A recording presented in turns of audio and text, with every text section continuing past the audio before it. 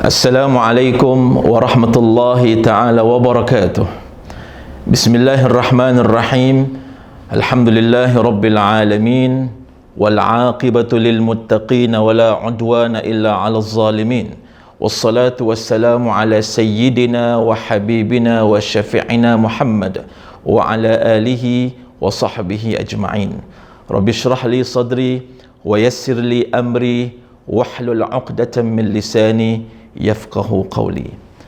Para penonton yang dirahmati Allah, alhamdulillah, pada kesempatan ini marilah sama-sama kita memanjatkan setinggi puji syukur kehadrat Allah Subhanahu wa taala atas segala nikmat dan kurniaannya, sehinggakan dengan nikmat tersebut kita dapat meneruskan kehidupan kita dengan baik dan dapat meneruskan ibadah kita dalam bulan Ramadan yang sangat mulia ini. Ramadan adalah bulan di mana kita mendekatkan diri kita kepada Allah Subhanahu wa taala. Selain daripada amalan berpuasa, kita perhatikan bahawa Ramadan juga memberikan kita peluang untuk melakukan banyak jenis-jenis ibadat, yang antaranya jenis ibadat ini tidak kita lakukan di luar bulan Ramadan. Kita digalakkan sangat untuk selain daripada berpuasa, kita membaca Al-Quran, kita melakukan salat tarawih, kita melakukan qiyamul lail, kita berinfak dan bersedekah dan berzakat, kita melakukan segala kebaikan. Kesemuanya ini merupakan amalan-amalan yang harus kita benar-benar memanfaatkan dan melakukannya dalam bulan Ramadan. Datangnya kepada kita hanya setahun sekali. Alhamdulillah, apabila masuknya bulan Ramadan, kita melihat semangat kaum muslimin di mana sahaja, bukan hanya di Singapura, semangat mereka untuk meningkatkan ibadat sentiasa dipertingkatkan. Alhamdulillah, kita melihat seperti biasa, dengan datang bulan Ramadan, masjid-masjid kita pun penuh dengan orang yang begitu ramai memanfaatkan waktu Ramadan kita. Walaupun pada saat kita tidak dapat memanfaatkan waktu di masjid akibat penularan wabak COVID-19 ini, maka saya kira kita masih lagi dapat memanfaatkan Ramadan seperti biasa. Mengapa tidak? Dengan keadaan masjid-masjid kita ditutup, kita menjadikan rumah-rumah kita itu masjid-masjid yang dapat kita manfaatkan tempat dan waktu bersama keluarga kita untuk mendekatkan diri kita kepada Allah Subhanahu wa taala. Marilah kita ajak keluarga kita untuk melakukan ibadat bersama, untuk solat berjamaah bersama, solat tarawih bersama, berbuka dan juga membaca Al-Quran dan lain-lain ibadat yang boleh dilakukan secara berjamaah di kalangan ahli keluarga serumah di rumah kita masing-masing. Inilah semangat Ramadan yang tidak putus, walaupun dalam keadaan kita tidak dapat menjejakkan kaki kita ke pintu-pintu masjid pada masa kini. Para penonton yang dirahmati Allah, bulan Ramadan dikenali dengan bulan zikrullah, bulan di mana kita mempertingkatkan zikir kepada Allah Subhanahu wa taala. Bahkan amalan zikrullah ini bukan hanya digalakkan dalam bulan Ramadan, bahkan ianya harus diamalkan oleh setiap muslim sepanjang hayat kita. Pada kesempatan ini, marilah kita melihat apa sebenarnya yang dimaksudkan dengan zikrullah. Dalam bahasa Arab, perkataan zikir itu membawa dua pengertian. Pertama, ia bererti sebut, dan kedua, ia bererti ingat. Manakala zikrullah itu pula bererti kita mengingati Allah, dan zikrullah juga bererti kita menyebut nama Allah Subhanahu wa taala. Jadi kedua-dua jenis zikir ini hendak kita lakukan.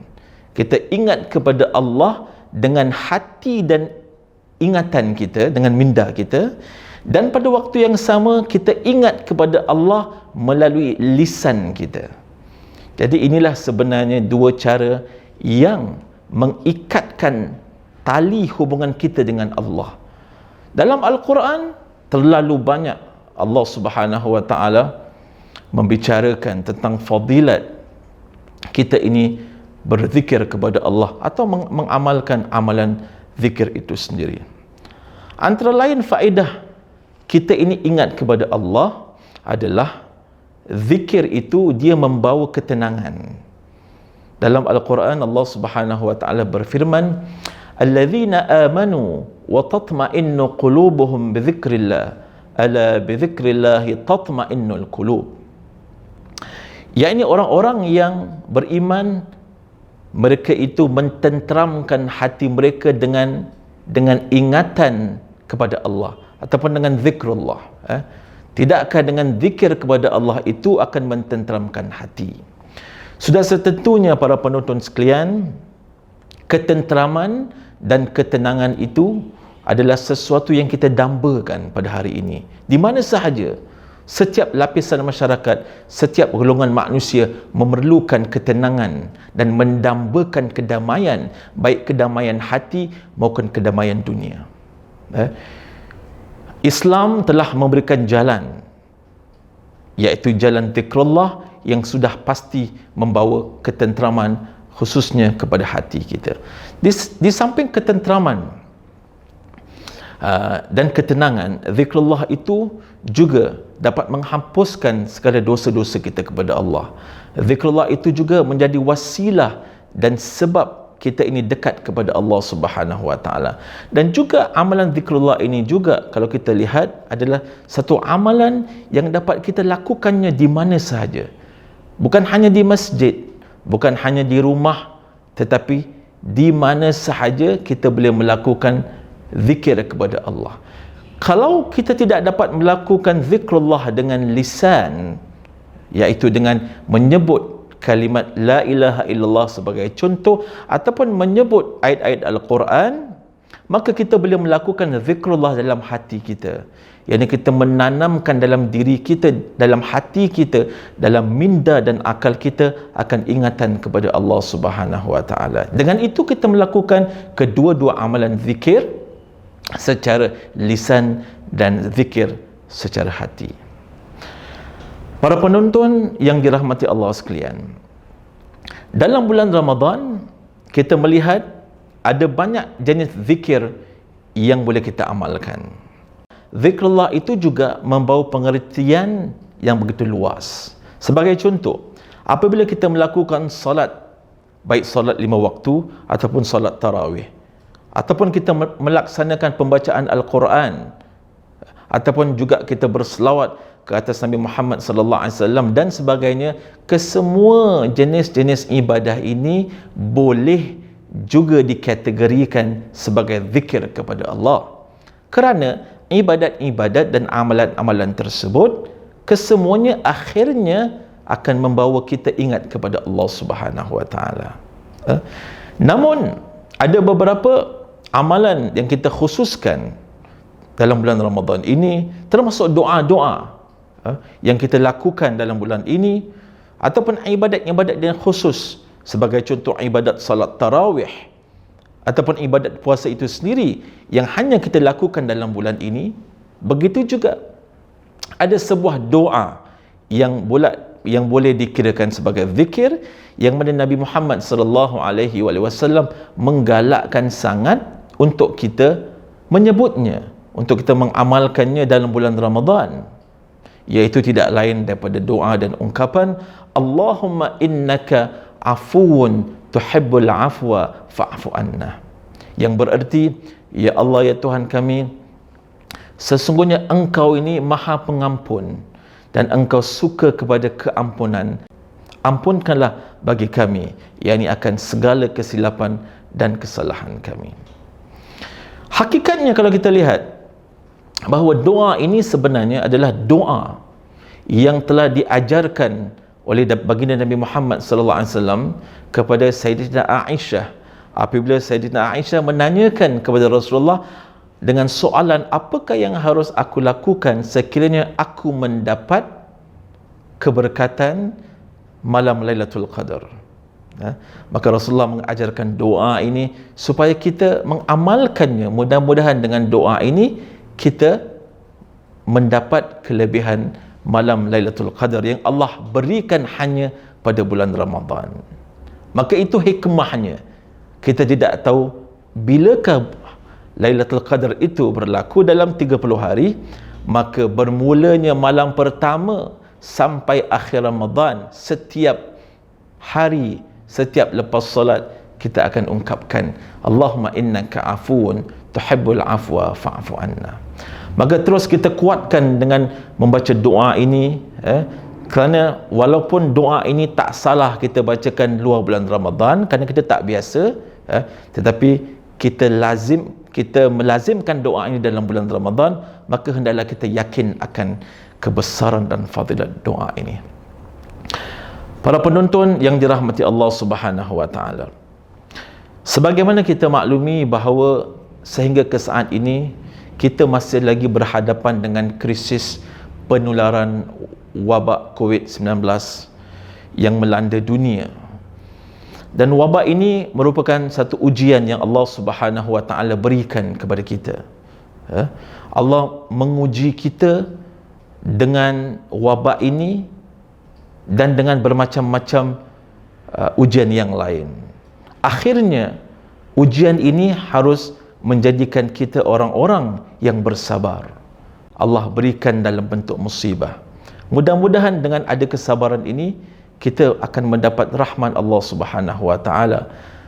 Saya teringat satu firman Allah Subhanahu wa taala yang boleh kita faham akan maksudnya, yang boleh dikaitkan dengan keadaan kita pada hari ini, di mana Allah Subhanahu wa taala berfirman dalam surah Al-Baqarah, وَلَنَبْلُوَنَّكُمْ بِشَيْءٍ مِّنَ الْخَوْفِ وَالْجُوعِ وَنَقْصٍ مِّنَ الْأَمْوَالِ وَالْأَنفُسِ وَبَشِّرِ الصَّابِرِينَ الَّذِينَ إِذَا أَصَابَتْهُمْ مُصِيبَةٌ قَالُوا إِنَّا لِلَّهِ وَإِنَّا إِلَيْهِ رَاجِعُونَ أُولَئِكَ عَلَيْهِمْ صَلَوَاتٌ مِّن رَّبِّهِمْ وَرَحْمَةٌ وَأُولَئِكَ هُمُ الْمُهْتَدُونَ. Dalam ayat ini Allah Subhanahu wa taala mengatakan, maka kami benar-benar akan menguji kamu sedikit daripada rasa ketakutan. Dan juga yang lain Allah uji kita dengan kekurangan makanan, dengan kematian dan sebagainya. Tetapi wabak ini merupakan satu ketakutan. Semua orang takut hari ini. Kita takut nak keluar rumah. Kita takut kita dijangkiti penyakit yang sangat berbahaya ini.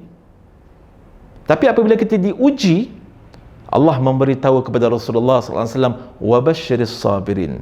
Akan tetapi walaupun aku uji dengan ujian-ujian yang banyak, tapi kamu berikanlah berita yang gembira kepada orang-orang yang sabar.